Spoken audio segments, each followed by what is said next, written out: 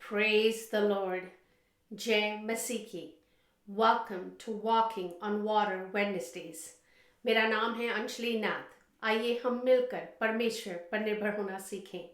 आज हम जिस विषय में बातचीत करेंगे वो है a famous quote from John Piper in his book Desiring God, that God is most glorified in us when we are most satisfied in Him.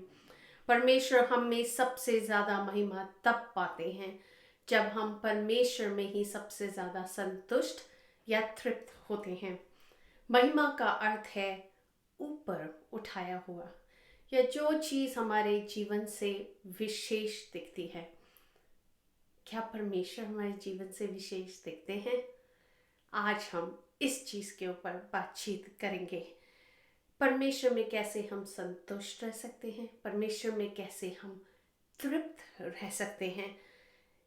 इन चीज़ों के द्वारा ही जब परमेश्वर हमारे जीवन से ऊपर उठाए जाते हैं. पर इससे पहले परमेश्वर हमारे जीवन से महिमा पाए, हमें परमेश्वर में संतुष्ट होना, तृप्त होना बहुत ज़रूरी है. पहला कुरिन्थियों उसका 10वां बाब उसकी 31वीं आयत में लिखा है, So whether you eat or drink or whatever you do it all for the glory of God. So चाहे तुम खाओ, चाहे पियो, चाहे जो कुछ भी करो, सब कुछ परमेश्वर की महिमा के लिए करो. I know this verse sounds really harsh. कैसे हम सब कुछ परमेश्वर की महिमा के लिए कर सकते हैं? आज हम उसी चीज़ के बारे में थोड़ा सा सोचेंगे कि कैसे इस चीज़ को अकम्प्लिश करा जा सकता है. It's a journey. It's not कि हमने फिंगर स्नैप किया और वो हो गया, पर अंश ब अंश करके हम परमेश्वर पे डिपेंड होना सीखते हैं. हमें परमेश्वर अंदर से बदलते जाते हैं. हम धीरे धीरे करके परमेश्वर पे मोर एंड मोर निर्भर होना सीखते हैं. और at the end of it हम परमेश्वर में इतने होलसम सेटिस्फाइड हो जाते हैं कि फिर इट डजेंट मैटर कि हमारे इर्द गिर्द क्या हो रहा है और क्या नहीं हो रहा, कि हम परमेश्वर में ही इतने सेटिस्फाइड रहते हैं कि हमारे अंदर ये कॉन्फिडेंस आ जाता है कि नो मैटर व्हाट हमारे जीवन में गुजरे, कि परमेश्वर हर चीज़ को अपने समय में पूरी रीति से पूरा करने पाएंगे. सो जब पवित्र आत्मा इस ख्वाहिश को हमारे जीवन में देखते हैं और वो कदम ब कदम हमारी मदद करते जाते हैं. पहला तिमुथियुस उसका 6वां बाब उसकी 7वीं और 8वीं आयत में लिखा है, क्योंकि ना हम जगत में कुछ लाए हैं और ना कुछ ले जा सकते हैं. यदि हमारे पास खाने और पहनने को हो तो इन्हीं पर संतोष करना चाहिए. सो बाइबल बेसिकली हमें सिर्फ ये बताती है कि अगर हमारे पास बेसिक एसेंशियल्स भी हों और अगर हम संतुष्टि में जीना सीख जाएं, तो चाहे हमें वो चीज़ें जो हमें बेटर बनाती हैं या बेटर हम बनना मांगते हैं, या वो चीज़ें हम अपनी लाइफ में ऐड करना मांगते हैं, अगर वो चीज़ें हमारे जीवन में हो ना हो, उधर से हमारी संतुष्टि नहीं आती. हमारी संतुष्टि परमेश्वर से आती है. सो जब हम इस चीज़ को, इस कॉन्सेप्ट को अपने जीवन में रेजिग्नेट करने देते हैं कि ना हम चीज़ों में अपनी संतुष्टि ढूंढते हैं, ना हम लोगों में, रिलेशनशिप्स में अपनी संतुष्टि ढूंढते हैं, पर हम अपनी संतुष्टि सिर्फ परमेश्वर में ढूंढते हैं और उन पर निर्भर होकर इस जीवन को जीना मांगते हैं, then the cycle of satisfaction changes. तो क्योंकि परमेश्वर हमें कभी निराश नहीं करते, तो जब हम अपना फोकस परमेश्वर पर लगाना शुरू कर देते हैं तो it's easier, because at the end of the day परमेश्वर हर चीज़ को हमारे जीवन में हमारे लिए भले से भी भला करते जाते हैं. कुलूसियों 3:23 में लिखा है, तुम जो कुछ करो अपने तन मन से करो, मानो तुम उसे लोगों के लिए नहीं बल्कि प्रभु के लिए कर रहे हो. Whatever you do, work heartily for the Lord and not for men. सो जब हम जो कुछ भी कर रहे होते हैं हम मनुष्य को प्रसन्न करने के लिए नहीं पर परमेश्वर को प्रसन्न करने के लिए कर रहे होते हैं, तो हमारा फोकस संसारिक चीज़ों पे ना रह के आत्मिक चीज़ों पे रहता है और उसी पर हम निर्भर होना सीख जाते हैं। मैं अपने जीवन में एक डिसिप्लिन फॉलो करती हूँ। सो हर रात को सोने से पहले मैं अपने दिन को बैकवर्ड्स रिफ्लेक्ट करती हूँ और first thing in the morning जो मैंने किया होता है मैं उसको काइंड ऑफ कैटेगराइज करके अपने दिन को एनालाइज करने की कोशिश करती हूँ। सो मैं इसको 4 फेजेस में करती हूँ। The whole process is called self examination, स्वयं की जांच, जिसका पहला भाग है रिफ्लेक्शन, विचार करना। तो जो कुछ मैंने किया होता है एक्टिविटीज़ को मैं काइंड ऑफ उन चीज़ों पे बारी बारी करके सोचती हूँ। फिर मैं उनको 2 कैटेगरी में कैटेगराइज करने की कोशिश करती हूँ, 2 भाग में।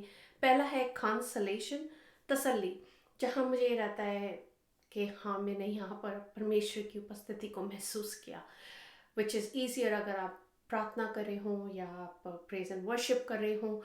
But then there are regular things जो मैं अपने दिन में कर रही होती हूँ, बच्चों को उनकी एक्टिविटीज़ पे ड्राइव करना या फिर जो कुछ साफ सफाई करना, खाना बनाना, जो भी मैं कर रही होती हूँ ऑफिस का काम, मैं उन चीज़ों में भी सोचने की कोशिश करती हूँ कि कहाँ मैंने अपने मन को, अपने विचारों को परमेश्वर की तरफ केंद्रित करने की कोशिश करी। सेकंड उसी कैटेगरी का पार्ट है जब मैं विचार कर रही होती हूँ एक्टिविटीज़ में, 2 भाग में उनको बांट के सोच रही होती हूँ। तो एक भाग होता है कंसोलेशन, जहाँ मैंने परमेश्वर की उपस्थिति को महसूस किया और मुझे वो तसल्ली थी, और दूसरा पार्ट होता है डेसोलेशन, जहाँ पर मैंने अकेलापन महसूस किया, परमेश्वर की उपस्थिति वहाँ नहीं थी। तो ये मैं इसलिए नहीं करती कि मैं गिल्टी फील करूँ, कि मैं अशेम्ड हूँ, but just to cultivate a desire to be able to feel spiritually engaged with God, be aware of His presence, trying to fill in the gaps in my day. So जब मैं ये चीज़ें कर रही होती मैं इसलिए नहीं करती कि ओ परमेश्वर अगर मैंने नहीं किया तो आप नाराज़ हो जाएंगे, पर इसलिए करती हूँ कि कैसे मैं परमेश्वर में अपना दिन, अपना समय और ज़्यादा बिता सकूँ। तीसरा स्टेप मैं करती हूँ, उसी दिन में मैं एक ऐसी चीज़ सोचने की कोशिश करती हूँ जहाँ मुझे परमेश्वर से माफ़ी मांगने की ज़रूरत है या किसी मनुष्य से माफ़ी मांगने की ज़रूरत है। ऐसी कोई चीज़ मैंने करी हो जिसके लिए मुझे फॉरगिवनेस की ज़रूरत हो, तो मैं परमेश्वर से माफ़ी मांगती हूँ। और अगर मुझे स्मरण में कुछ नहीं आता तो मैं परमेश्वर से हमेशा कहती हूँ, अगर स्मरण में आता है तब भी कहती हूँ कि तू मेरे जाने अनजाने मन वचन कर्म के पापों को क्षमा कर प्रभु। सो जब बिकॉज फॉरगिवनेस एक चीज़ करती है, वो उन द्वारों को खोलती है कि हम परमेश्वर की आवाज़ को सुन पाते हैं। So forgiveness opens doors for us to be able to hear God even more clearly. So वो बहुत एसेंशियल पार्ट होता है हमारी वॉक विथ क्राइस्ट में। और चौथी चीज़ मैं करती हूँ परमेश्वर का धन्यवाद। सो मैं जब अपने बीते दिन के बारे में सोच रही थी, मैं कोई ऐसी चीज़ लाइक परमेश्वर ऐसे मुझे स्मरण दिलाते हैं कि लुक ये आउट ऑफ द ऑर्डिनरी थी, एंड मेरा दिल इतना भर जाता है, इतना एक्साइटेड हो जाता है। And that's the last of the 4 steps of the self reflection जो मैं करती हूँ, स्वयं की जांच। धन्यवाद वो आखिरी चीज़ होती है, और मैं उसी आभारी मन के साथ सो जाती हूँ। और जब मैं सवेरे उठती हूँ, I get up with the same attitude कि जहाँ मेरा कल परमेश्वर डेसोलेशन था, पवित्र आत्मा आज आप मेरी मदद करना कि मैं वहाँ भी अपने आप को परमेश्वर की उपस्थिति के साथ सराउंड कर सकूँ। और हम ऐसा क्यों करते हैं? हम ऐसा इसलिए करते हैं कि God is only glorified from us when we're most satisfied in Him.